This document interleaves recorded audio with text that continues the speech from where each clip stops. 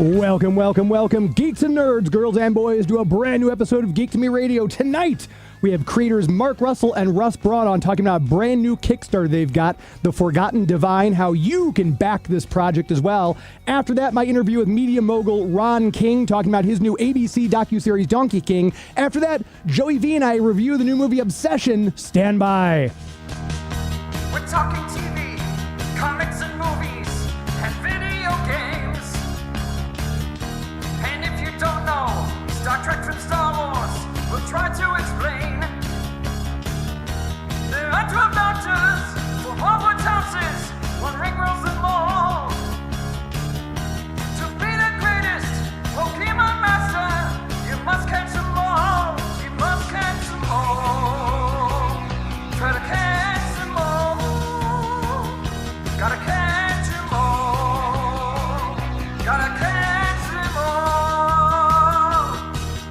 And if you're driving around the greater St. Louis area tonight listening to us on the big 550 KTRS, hello to all of you. Thank you very much for tuning in. If you're streaming us out there on the KTRS app or the website, we appreciate you doing that. Of course, if you're watching us on YouTube and Facebook, hello to all of you out there right now. We appreciate you finding us. And as always, if you're hearing us after the fact in the podcast form on whatever platform it is that you use your podcast, we appreciate you finding us there. Hopefully you subscribed by now, left us a 5-star review. That always helps us out in search engine optimization, and we greatly appreciate that.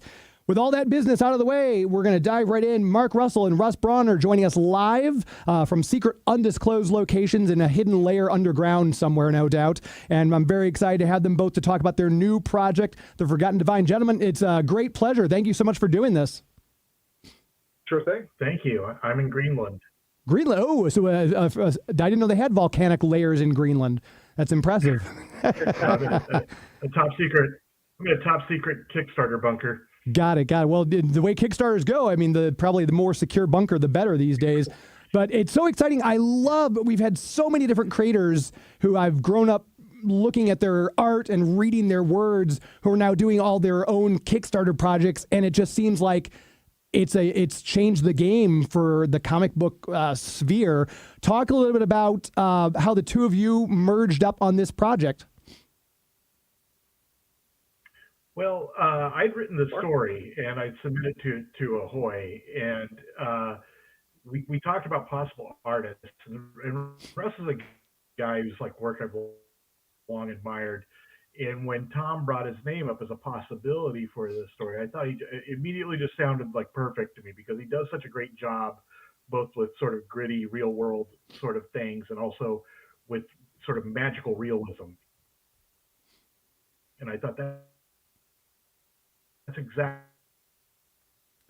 what this comic needs. Somebody who can do really cosmic, galactic visuals, but at the same time, draw a guy who hasn't shaved off like Arizona desert or something. Sound like you cut out just a little bit there. I think we got most of that. So Russ, when you're reading all this and deciding to do the visuals for it, what was the collaborative process like when you were brought on? Yeah, well, I mean, I was looking for a project. I love working for Ahoy, and I was going to do something with Tom. Just he and I were going to do something fun together. But he was too busy to get down to it, and he mentioned the script. Would you want to read it? And I was like, oh, absolutely, that sounds great. I've always also been a fan of Mark's for a long time, and the script just like hit me just right. I was kind of like, this would be a great thing to work on. Mark had already had a couple of like visual ideas and sketches in the script that I had, and we collaborated on that. It just felt pretty natural.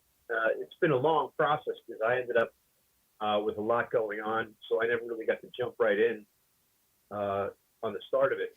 But once I finally got going, the process of working together with Mark creatively was just great. It's perfect.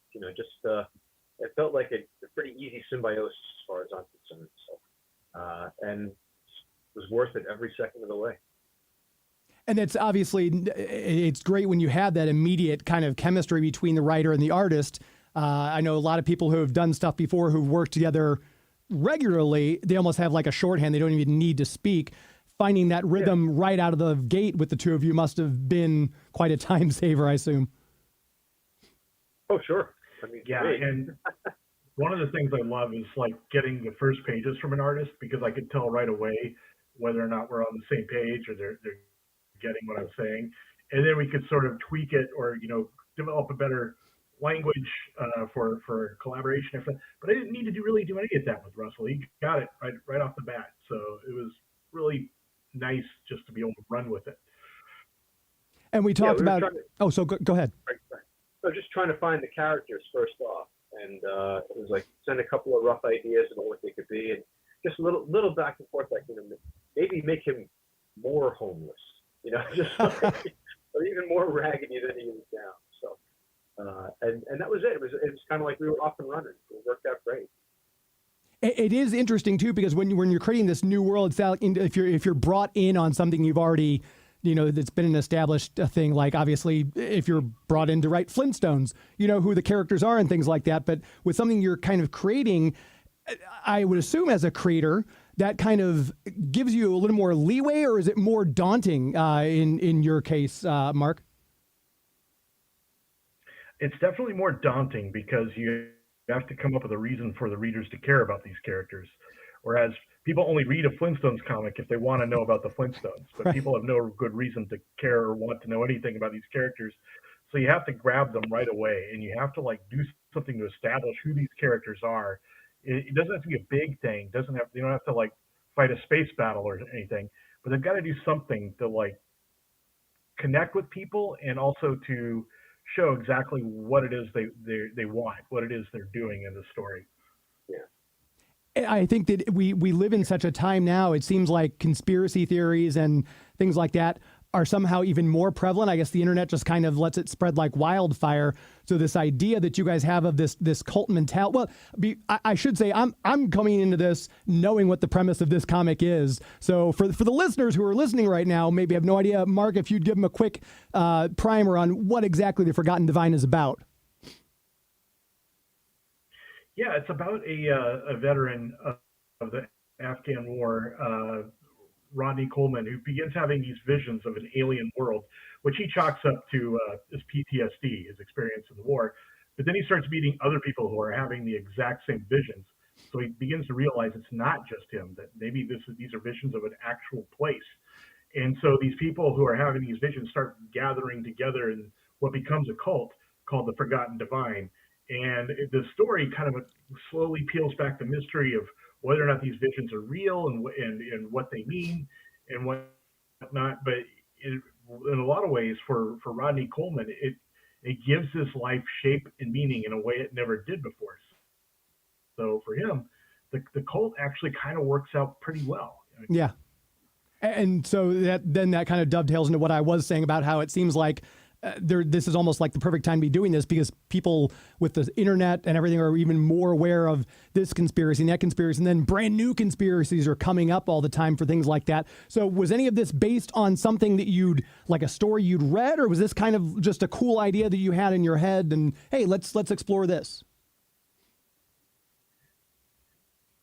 The one thing that kind of created the germ of the story that I thought was really kind of fascinating, and I wanted to it eventually made it into a completely different story, was this real world story about this nun who is having what she thought were messages from God, and thought she could literally hear the messages from God.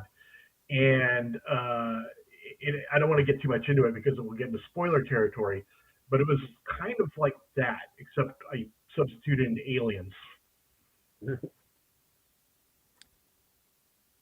Yeah, sorry, my monitor is glitchy here. I apologize for that. And then I was curious because this does, like you said, there's Russ. You talked about the homelessness of the character, and then you're seeing these visions of what he's seeing and everything like that. So with your background in art, what was the most challenging part of this project for you as an artist?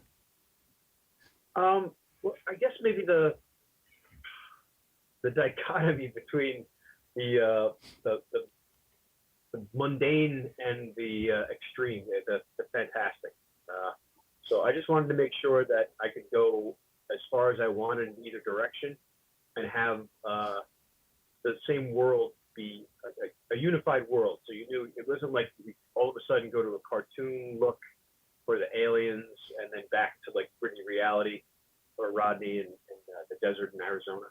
But so that was really the only challenging part was just to try and get the suspension of disbelief for people. That, you know, we're in a real world with real people, and then these visions are real too. So we want to make sure that people were that there was a real difference between one scene and the other. You know, so but it was fun to work up all of it. And I'm always fascinated by the collaborative process that goes into creating comic books, because you think all the way back in the day when, you know, Stan Lee and Jack Kirby and Steve Ditko were all sitting in an office and just, hey, let's do this. And now creators such as yourselves, you don't even have to be in the same city, the same continent necessarily, and you're working on these fantastic projects that come together as seamlessly as those stories did back in the Silver Age. So I'm curious, do you think, what is the modern form of this? How does this start out? The two of you jump on a Zoom call and just kind of spitball ideas around, then the first pages come through? Talk, for someone like a layman like me, what's the collaborative process look for creating a comic book like this in a modern day setting? Well, for us, it was mostly done via email. And also one of the advantages of the modern day is that Russ could send me a page or two and ask me what I thought of it, you know, via email. So we got real-time feedback, like going back and forth. So there didn't need to be a lot of gathering of the minds in a room, because we were always going back and forth via email. And I think it also helped that the story was completely written by the time he got it. So yeah. I was able to kind of authoritatively answer questions about what characters needed to be doing or what needed to be happening in the pages, because the story was already a year old to me by the time he even got it. Yeah. And was there anything about? Yeah. Oh, sorry. Go ahead, Russ. No, like I said, email it's so much easier now to communicate and share stuff, because like I said, it is instant. It's just like even just working up the characters. I was kind of like, I'll do 3 or 4 quick sketches. I'll scan them and send them over to Mark, and he'd get back to me right away. It was fun. We have more interaction now when we're doing publicity for it than we did when we were working with the comic. And as much as I said, you know, so many modern creators have embraced the Kickstarter and they're able to do their own kind of thing without the auspices of having the big publishers. Of course, people always think of DC and Marvel, but even like Image and Dark Horse kind of over them, they've got a little more creative control and freedom and everything like that. There's a lot of people also say, gosh, it is a lot of work though, because you're doing a lot of the legwork that normally a publisher would do for you, but you've also got Ahoy kind of over this whole thing. So talk a little bit about the bones of the Kickstarter. What's been the most challenging aspect of the process of getting the project going for each of you? And we'll start with Russ. Well, the Kickstarter part was Ahoy's idea. I mean, this was a project we were going to do whether it was Kickstarter or not. Okay. As far as I know, I mean, they wanted to really kind of push it and make sure that it was a one-shot, beautiful hardcover edition and get it out that way, and experiment with the idea of crowdfunding. And I think it's a really smart thing on their part. Like I said, I've worked for them a couple of times, and they've been my favorite company to work for, period. You know, and so anything I could do to help get that going was good for me, and I'm happy to do a Kickstarter with them. So, Mark might know more about the whole inception of the Kickstarter idea. So, Mark? Yeah, it was a conversation we had, because when they originally asked me how many pages I thought the story was going to be, the answer was like, well, I don't know, 60 to 65. And so that originally that creates problems. Like, it's kind of too long to sell in a comic book store as a one shot, and yet it's too short to really sell as a series, to break into individual issues. So we thought that kickstarting it as one complete story might be the best. and whenever I get a chance to publish something as a complete story, I will take it because Yeah. I want people to get the whole thing at once if possible. Because the thing that keeps me awake at night is the idea that somebody's not reading the story all the way to the end. Right. Yeah. And Now then, they have no choice. They're stuck with it. so that begs the question then, if this is, it's going to be like a one shot thing, they're getting the Kickstarter, they're getting the whole story all at once. Is there plans for any kind of a sequel, or does this end with a nice button on it and then there's really nowhere else to go? Yeah, there's no sequel possible, I think, for this story. Okay. But I would love to maybe do this for other similar stories, like other one Yeah. shots. Maybe do them this way if it works out. Yeah, there's no shortage of conspiracy theories, as we said. So maybe it's a conspiracy theory universe where it just kind of explores different aspects of it. That's something I wouldn't mind seeing as a Well, I've conspiracy written theory. another similarly length story for them about a prison run by 5-year-olds. So maybe that one will be done by Kickstarter too. Wow, now I'm very intrigued how that would work. Are the prisoners also? Yeah, I don't want to get too much Okay. into it, now I want to know more. but it's going to be called Kindergarten Gulag. I love this. So we can expect this in 2027 then, right? When with Kindergarten Gulag or the follow up. That's my hope. Yeah, we'll do another Kickstarter for Kindergarten Gulag I'm there for it, and I've. with covers drawn by 5-year-olds. Hey, I mean that's child labor is the way to go these days, from what I'm told. So I don't think there's a problem with that at all. A bunch of 5-year-olds doing the cover. Well, I'd rather be replaced by children than AI, I guess. No kidding, my gosh, and that's a whole other conversation that we could have. I want to ask. I'd be remiss if I didn't ask Russ. With you studied under Joe Orlando, and just when you think of top tier artists, he's just the work that he's done in the creative sphere. It just remains unparalleled. Talk a little bit about getting your start. Sure. Well, Joe was in the town. My mother knew his wife, and I needed a recommendation to get into school. He taught at the school, School of Visual Arts in Manhattan. And so I had a meeting with Joe, and he looked over my work and was really complimentary, really happy to give me some idea of what I could do to better myself. He told a story about the guy who was there before me. The last time he had someone come to his house to do a review of his work. And he basically said, how did you get here? He said, I drove. You have your own car? He said, yes. You pump your own gas? He said, yes. He said, you should think about doing that for a living. Oh gosh. So that was the review. Oh, wow.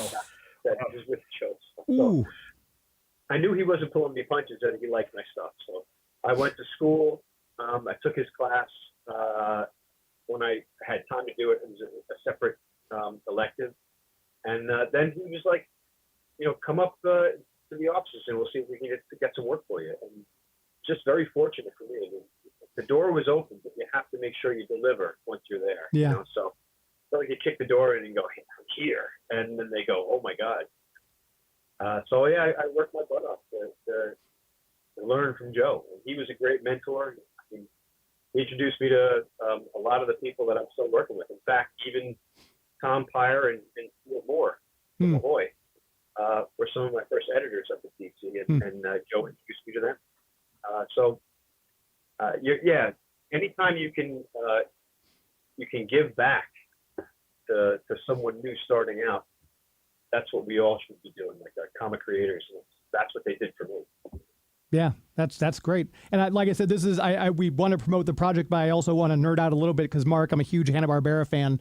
And the fact that you did get to work on Flintstones as a comic book and the Snagglepuss and everything. I grew up watching Wacky Racers on Saturday morning where it's all the Hanna-Barbera characters competing and everything. So what was that like as a creator, getting to dip your pen in the Hanna-Barbera universe?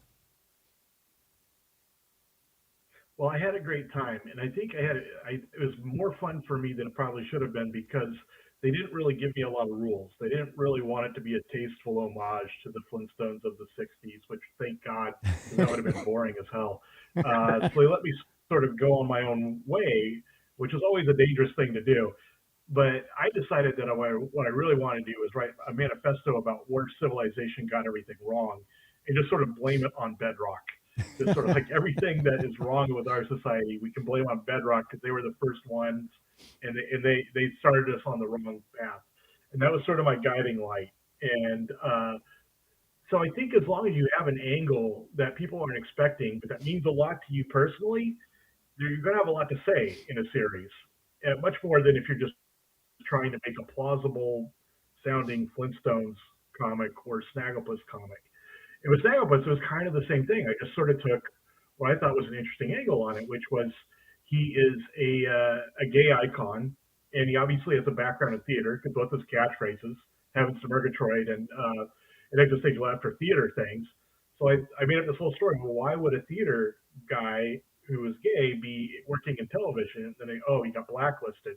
He, was a victim of the Lavender Scare in the 1950s because he made his debut in 1959 in cartoons. And so that sort of was the story. It was like about how he went from being a theater cat to being a TV cartoon cat.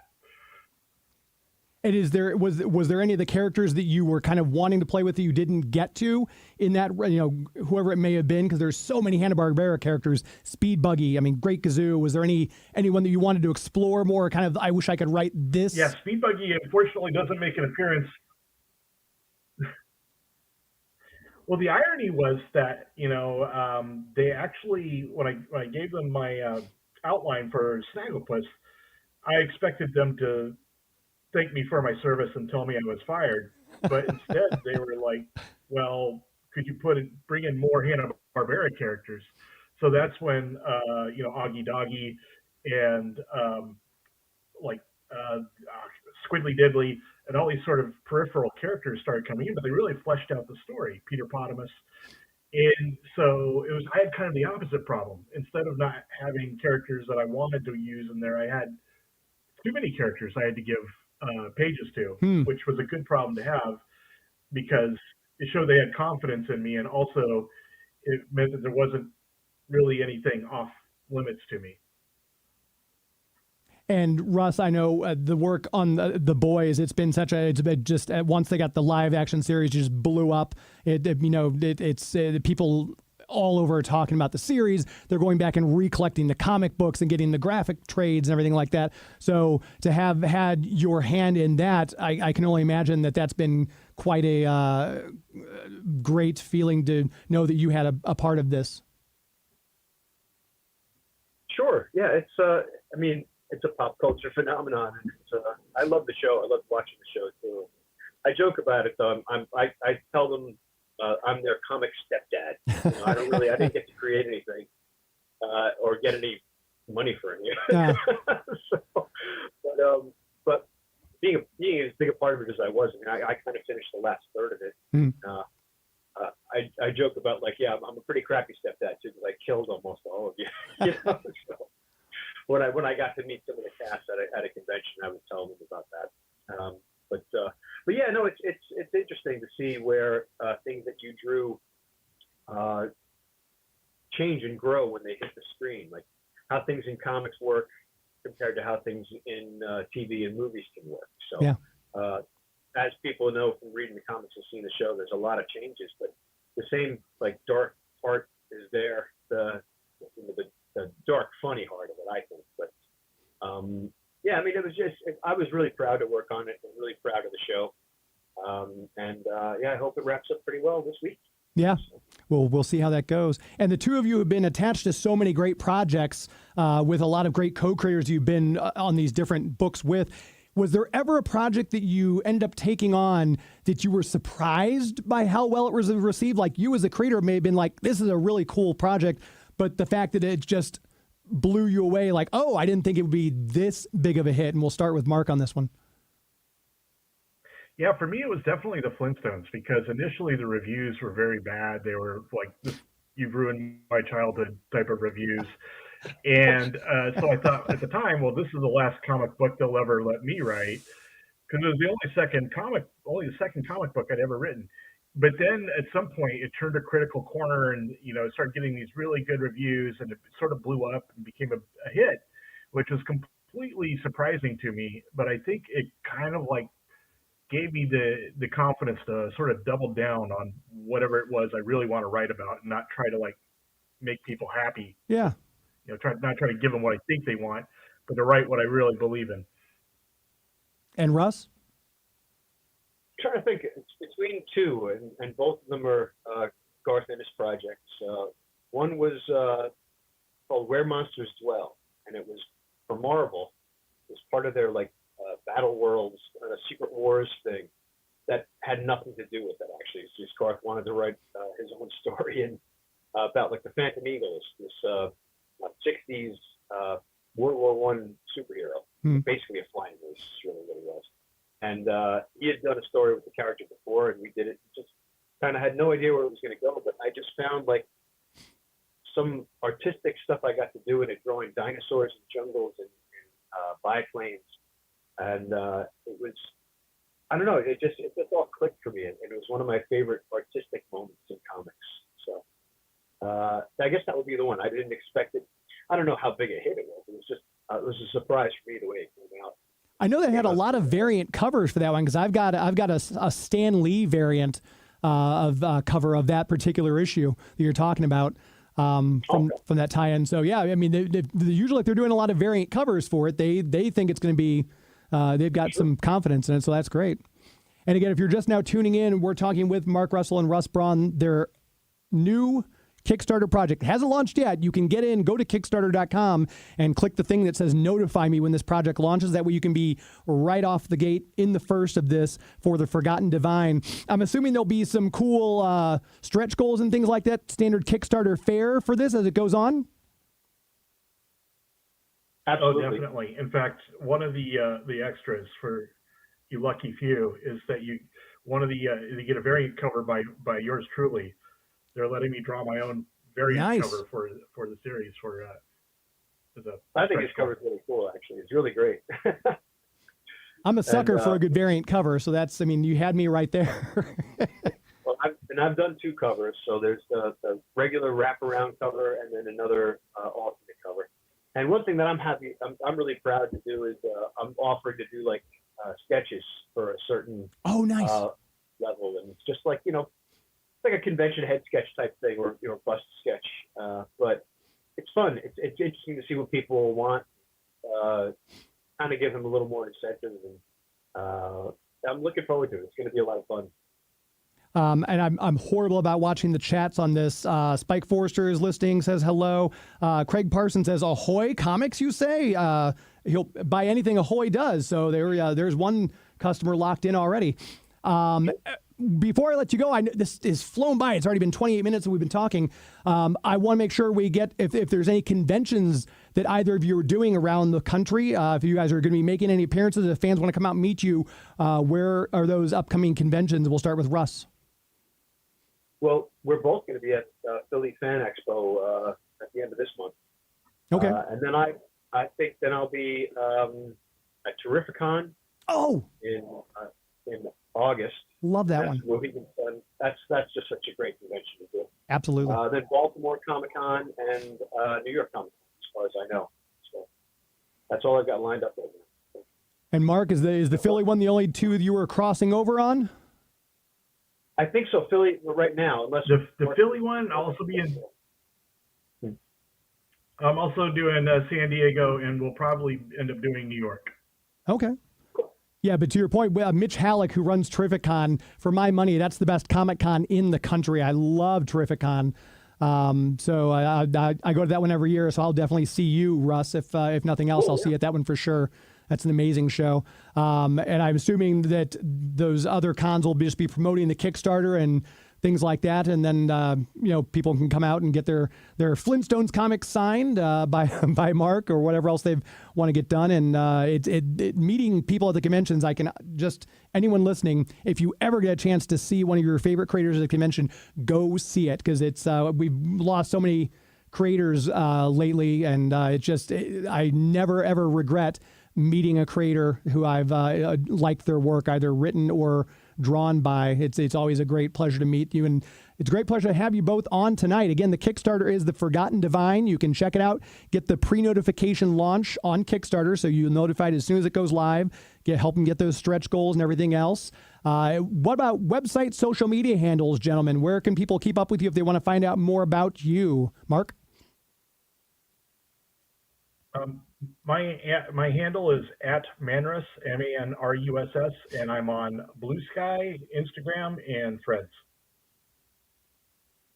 And I'm on Instagram and Facebook mostly. I think Twitter Twitter is gone, or X or whatever it is. Now I'm tapping there. Yeah. Mine is just Russ.Braun 589. It's a number they assigned me. I have no idea what it is. But if you look up Russ Braun, you'll find me on there. Instagram's like, I do an image a day, so every day I post something, and yeah, there's already been some of the Forgotten Divine stuff. But whatever Ahoy's released, I put that up there too. So hop aboard and take a look.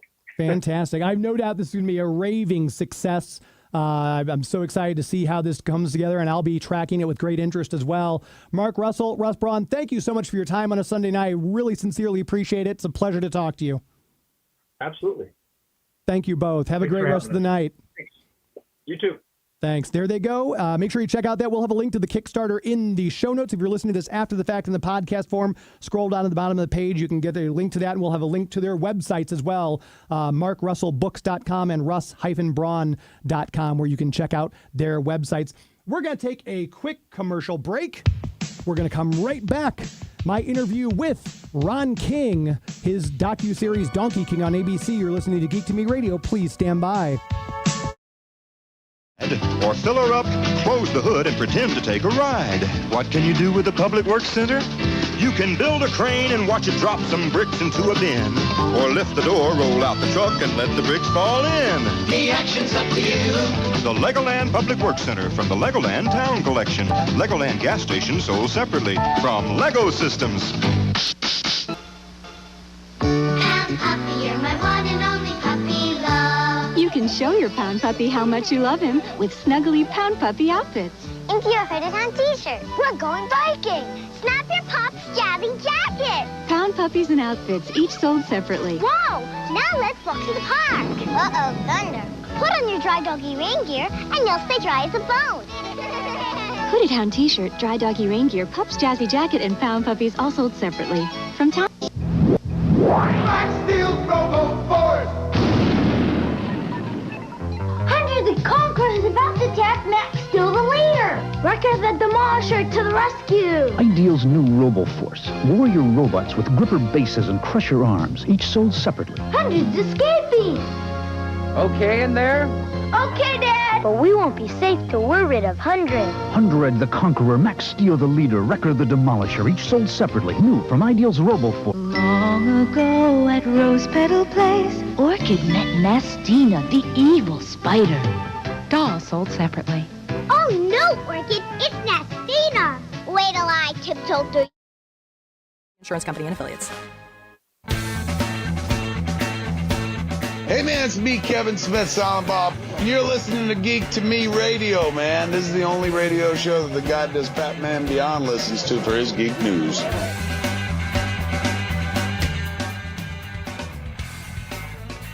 Welcome back to the show. Geek to Me Radio, heard here every Sunday on the Big 550 KTRS. 10 o'clock Eastern, 7 p.m. Pacific, or 9 o'clock Central, as those of you in the St. Louis area well know. I want to make sure we tell you about our official comic book sponsor, Bugs Comics and Games. If you haven't had a chance to go out and visit them yet, hopefully you got out there for free comic book day. I know a lot of you did. The store was packed, and there's never a bad time to go to a comic book store, in my opinion. Wednesdays, obviously, is new comic book day, and you go out there and get your pull list. Hopefully you started a pull list. If you haven't done that yet, maybe you're tired of missing out on the new issues. Maybe you get there and Amazing Spider-Man is sold out. Maybe you get there and the new Silverhawks versus Thundercats is sold out. Well, you don't want to let that happen. Start a pull list. Just talk to Larry and say, hey, I understand you can do a pull list for me. I want to make sure that I get Amazing Spider-Man, Infernal Hulk. I want to make sure I get the new Transformers from the Skybound universe and both G.I. Joe titles. And he'll put them on a list for you. As soon as the books come in, he puts them aside in a little cubby hole, near mint condition. No one else has touched them but Larry, so you don't have to worry about someone else rifling through it. They get creased and bent. It's there waiting for you. If you can't get in on Wednesday, come in on Thursday or Friday. They're there for you, and you're not going to have to worry about missing out on a new comic. New comic books every Wednesday, and of course, plenty of back issues. I always say it's not a real comic book store if you don't have back issues, and he's got back issues galore. Stuff going back, he's got some of the really cool Golden Age comic books from the 40s and 50s, all the way up to Silver Age, Bronze Age, Copper Age, and modern comics. Whatever it is you might be looking for, if you don't see it, ask him, because if he doesn't have it, he can probably get it. He's done that before, too, where I've said, I'm looking for this particular issue of Silver Surfer. He doesn't have it, but then 2 weeks later, hey, guess what I found? He's got it sitting in my box. So never hurts to ask. And while you're there, join the Avengers Club. That way you can start saving money on your new issues, as well as your back issues, as well as your bags and boards and supplies you need to keep up your collection.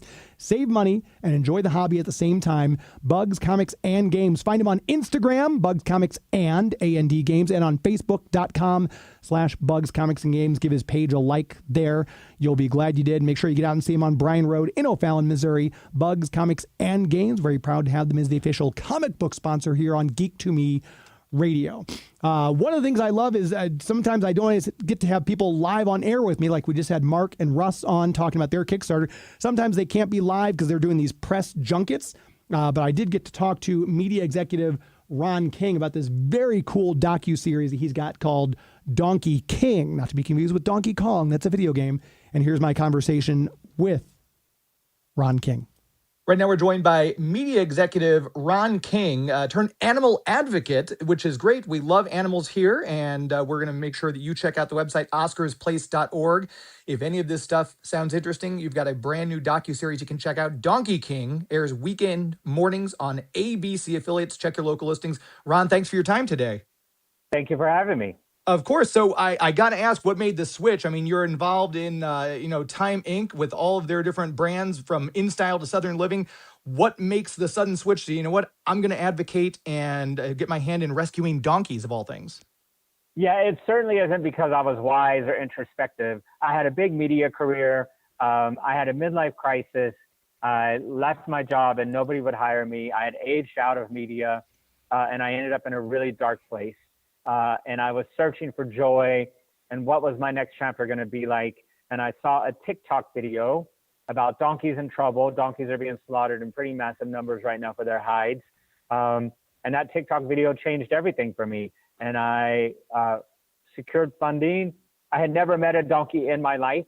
I met my first donkey and I was off and running. And now we're 5 years in. We rescued 450 donkeys since we've opened. Wow. And my days are, I'm more tired than I've ever been. I'm also more full of joy. One doesn't immediately think when people think of endangered species, I should say. People think of the pandas and these certain rhinoceros breeds. People don't usually think of donkeys. That's when I was first reading the info behind all this, I was like, gosh, that doesn't seem like it'd be an endangered species. But it seems, as I got into the numbers here, it's kind of fascinating how that's happened. That's right. And that's part of what we're doing, right? Is like, for some reason, donkeys seem to be the forgotten species. And so we're really trying to raise awareness of their plight and introduce people to how amazing they are and that they deserve to be saved.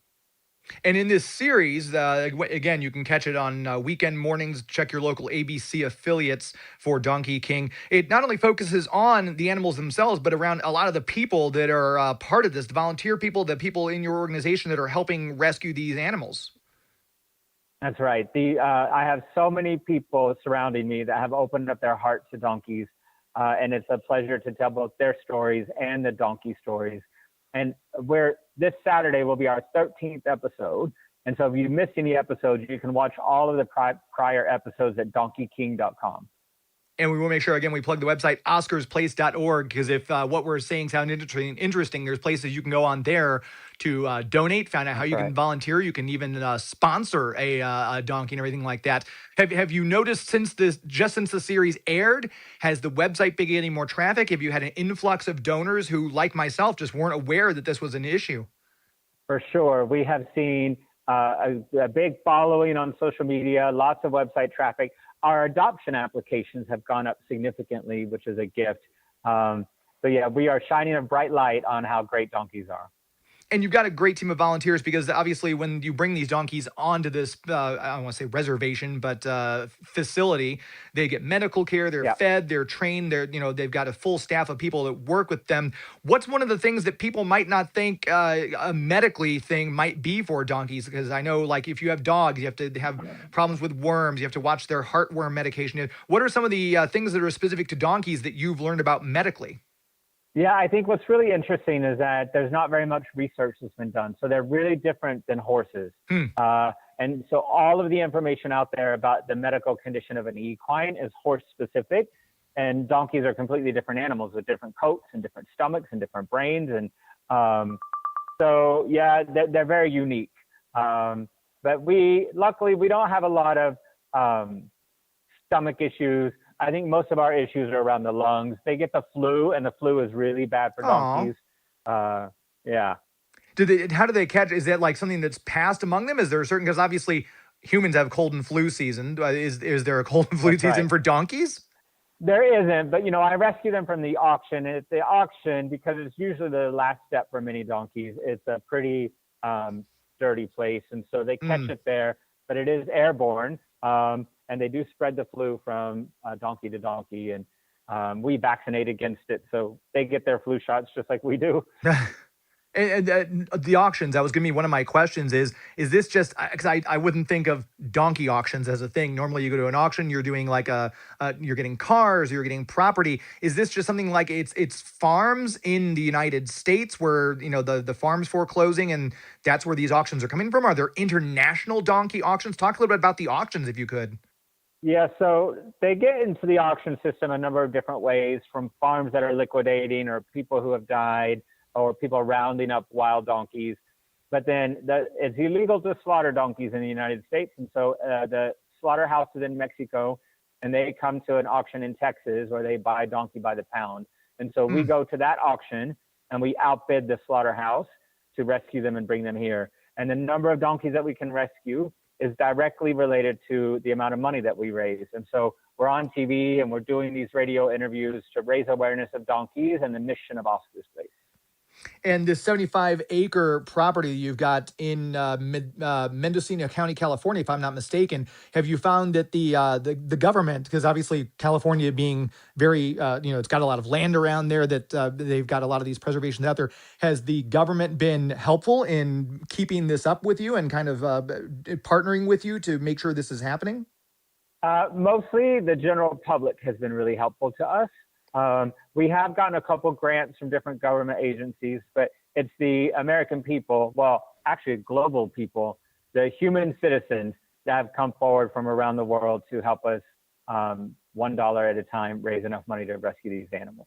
And you think about the donkey trade internationally. I know I saw some disturbing stats on China. Evidently, they're still harvested there for medicinal purposes and for their skins and everything like that. You think of the fur trappers in the 1600s and stuff like that, but you kind of took care of all that. Do you do much international travel? I don't know if that's a dumb question or not, but are you rescuing donkeys internationally? It's not a dumb question at all, but I am not. I am getting, all of my donkeys are from the United States. And with what you're doing there, how many people do you have? Like, are the people you have, the staff? Obviously, you've got these great volunteers. You've got medical people. If someone is listening and they're hearing this in the podcast form in California, is this something that you still need volunteers for? And if so, what kind of training goes into getting a volunteer ready to handle and care for a donkey? 100%. And you can find all of that information about visiting, donating, volunteering, or adopting. Everything is at donkeyking.com, along with the episodes that have come out already. And then we just, our volunteer program is hands-on donkey. We just need people to love donkeys. And so we do a tour. We introduce people to the ins and outs of donkeys and what all of our different pastures are. And after that first tour, we let you go and you go love on donkeys. Aw, and I'm just such a huge animal person. I've the story when it came up fascinated me. What's something you said there was donkey training involved? Are they? I know they're very smart creatures like dogs and dolphins, everything like that. Do they problem solve? Do you work with them to assess intelligence? How do you work with the donkeys mentally? Donkeys are great problem solvers. We don't do any of that. The training that we do here is that they will lift their feet for a farrier, and that they will use a lead rope and they will get onto a trailer so that if anybody ever needs to evacuate, they can do that. So we do trailer training and farrier training, which is the farrier is the one that works on their feet. But they do solve lots of problems all on their own. They definitely know how to open gates and escape and go running all around the property. So there's no little chess teams being formed though at your plantation. The donkeys aren't doing chess or anything like that. No, but they just they nap in the sun. That's what they do here. And they're such gentle creatures. So people think, that these different misconceptions. And I love that you're shedding light on this issue. And I love that you're doing so much and rescuing these. My final question, as a media person who's been savvy in these different aspects, what about your media training do you think has helped you the most in preparing you for this role you now find yourself in? I think that running a nonprofit would be so difficult without a business background. So it's way more of a business than I ever thought. And so there are people out there with far bigger hearts than me, more compassionate than me, that end up bankrupt and in hoarding situations because it's a very expensive and difficult business to run. So I think that my history in business is what has helped make Oscar's Place so successful. And if you're listening to this, once again, donkeyking.com. You can check out all the episodes that are backlogged in this docuseries. You can also, please check out oscarsplace.org. It's a brilliant website. You can find out more about how you can help by sponsoring a donkey. If you're in the area, you can volunteer and just support this because it's a very worthy endeavor. Ron King, if people want to find out more about you and keep up, are there places they can get you on social media or websites other than the ones we mentioned? Nope, everything's on donkeyking.com, and you can find all of our socials there as well. Perfect. I appreciate your time, and I really thank you for what you're doing, and hopefully we can talk again soon. Of course, James. Thanks for having me. Thank you. Take care. You can check that out again. It's on wherever your ABC affiliate is. Check your local listings, and it's probably on abc.com if you want to look up and see the older episodes in this 13-episode docuseries. We're going to take another quick commercial break. We're going to come right back. We'll have Joey V and I reviewing the movie Obsession, out in theaters now on its $1 million budget. We'll check in the box office, see how it did, and give you our thoughts. You're listening to Geek to Me Radio on the Big 550 KTRS. Please stand by. Gals. Camille, Baby Cascade, and Pelly Pelican. She's tan, has pretty blue hair you can comb, and looks cute in a little grass skirt. You can collect Flora Tropical, Baby Finella, and Little Dog de Bloom. Seaweed's Tropicals. Seaweed's Tropicals. Camille, Baby Cascade, and Pelly. Other Seaweed's Tropicals sold separately. Introducing the new Play-Doh Mop Top Hair Shop. What are the mop tops? The Play-Doh mop tops. Just turn the chair. They grow Play-Doh hair. They're the mop tops. You can comb it, wave it, style it, or shave it. The Play-Doh mop tops. You can let it grow down to his toes. They're the mop tops. From the Play-Doh Mop Top Hair Shop. The Play-Doh Mop Top Hair Shop, sold with everything you see here. New from Kenner. Here's Sit and Spin from Kenner. You can spin around, sit around, even carry it around. Let's go inside. You can spin some more, like before, most anywhere you... This is Kevin Conroy, the voice of Batman. You're listening to Geek to Me Radio.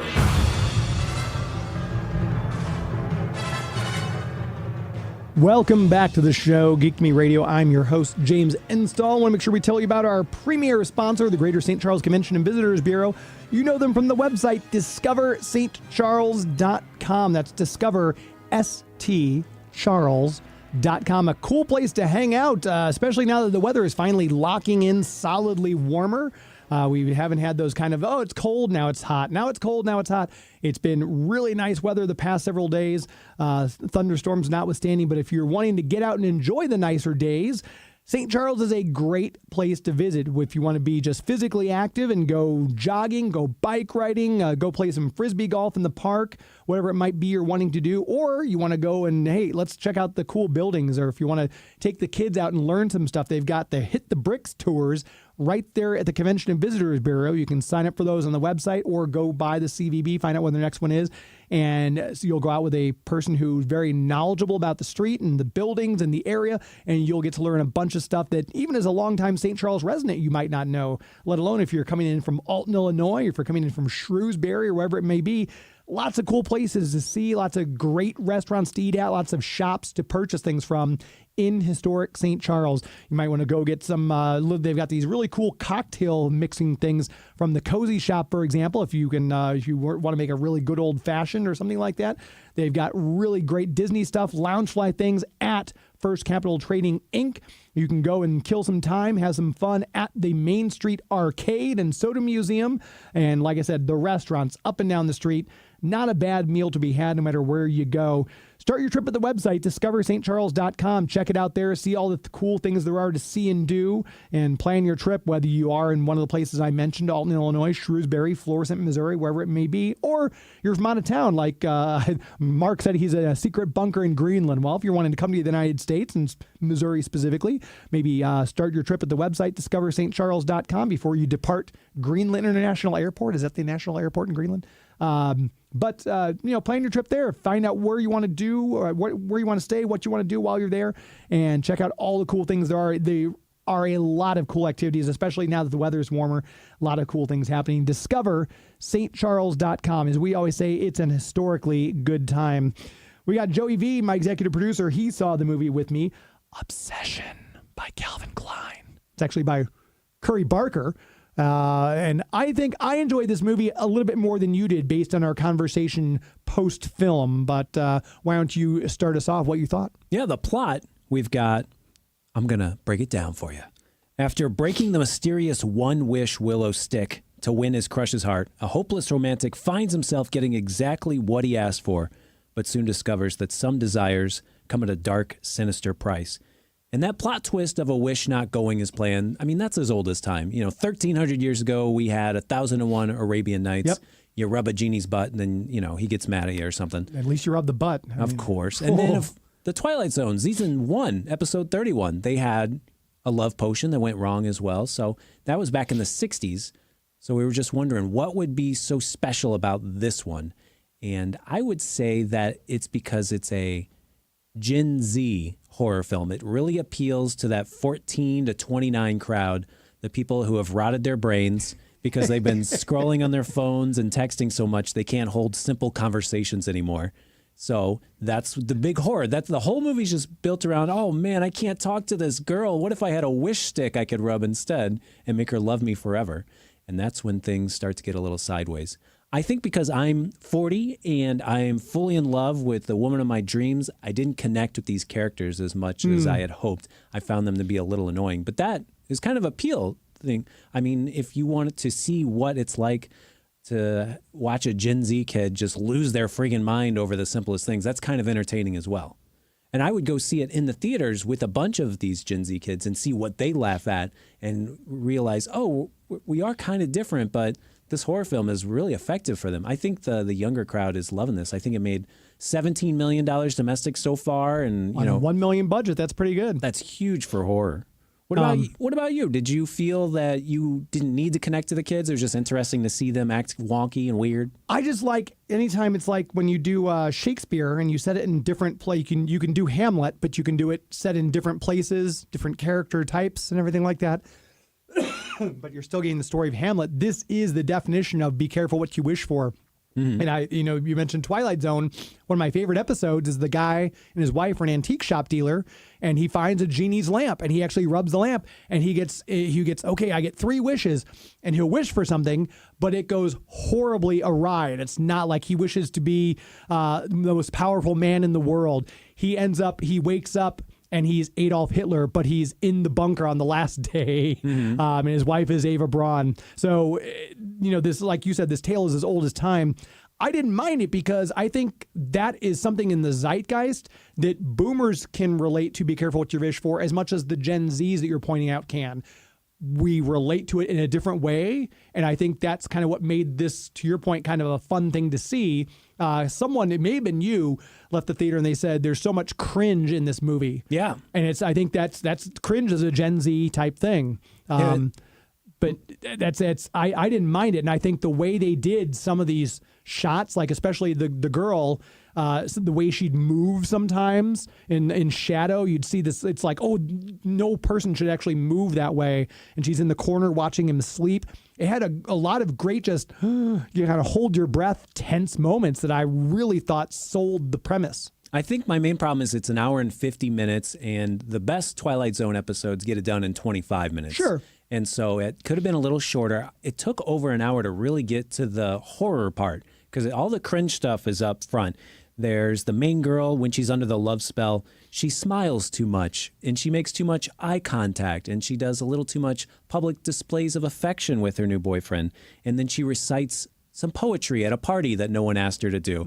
So that's the cringe stuff. And I think, come on, get to the horror, because I love gore, but it does pay off.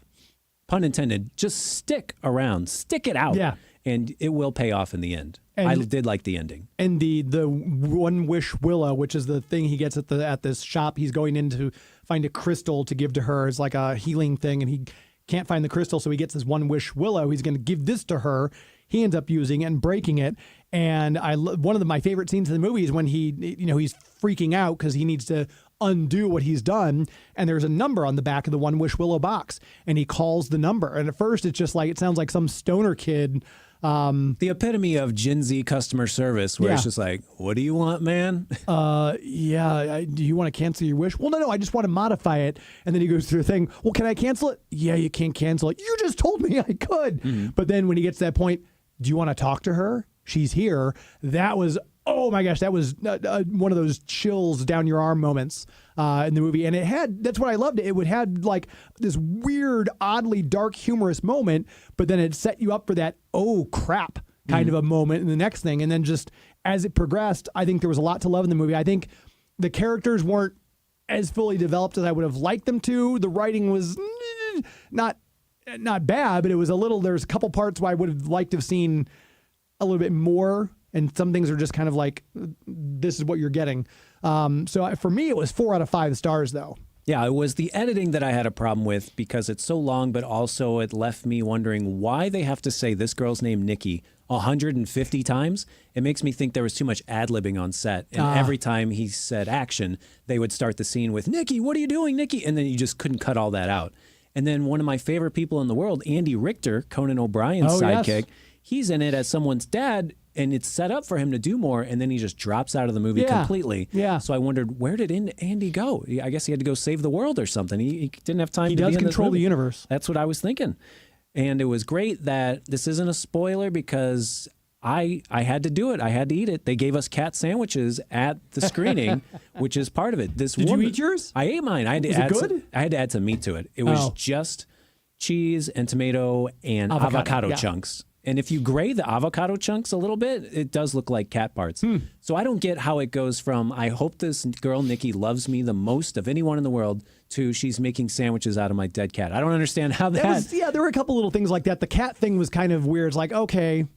The swing happens, and I don't understand, but go with it, because it's still fun. Right. Like, the cat dies, and I'm like, I thought, I saw him put it in the trash bag. Mm-hmm. I thought he buried it or something like that, but then she's like, has it out on display in like this ritual thing. I'm like, well, that's weird. And then I would assume he would, again, get rid of the cat, but then she's making sandwiches out of it for him. I'm like, what?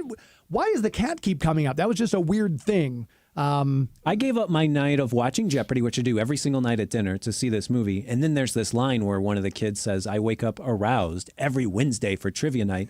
And then I didn't see any trivia. Yeah. We didn't hear any questions. So it was another little editing thing that I had a problem with. But stick it out. It is a good 3 out of 5 for me. 3 out of 5. Okay, so overall, that's a very, because some people hear, 3 stars. 3 out of 5, that's above average. Yeah, it made me think of some other codependency horror films we had recently. Like one was Companion, where he had the sexual robot that he bought and could do things with. Companion was great. And then Together, where the couple end up fusing their bodies together. I didn't get to see that one. That looked very interesting. If you like Cronenberg body horror, I definitely recommend Together as well. All right, so we'll have that to check out as well. And we did a small podcast session. Pete Holcomb and I, who you know from when he runs this show, he very kindly joined me at the Alamo Draft House, and we did a thing on obsession movies. We might air that coming up in a later episode of Geek to Me Radio, so stand by. I'm sorry I didn't pay much attention. Olivia Miller, favorite sandwich for me is peanut butter and jelly. I'm an old school guy. What about you? Favorite sandwich? I like a coupon sandwich. So whenever I go to Penn Station, I say, give me the monthly special. I don't care what it is. Easy to please. I like it. The pizza from Penn Station is my favorite. The pizza sandwich where they have the pepperonis and the tomato that sauce. Is good. Yeah. Almost like a calzone. It's So Olivia Miller, thank you for tuning in. I know we had other people, Joseph Rogers, our friend SJ, Craig Parson, Spike, everyone who I missed. I'm sorry. Thank you all for listening tonight. Thank you to my guests. Thank you to Ron King. Thank you to Mark Russell and Russ Braun. Thank you to Joey V for making the show sound and look as good as it does. And until next week, my friends, thank you, Greenland. Good night.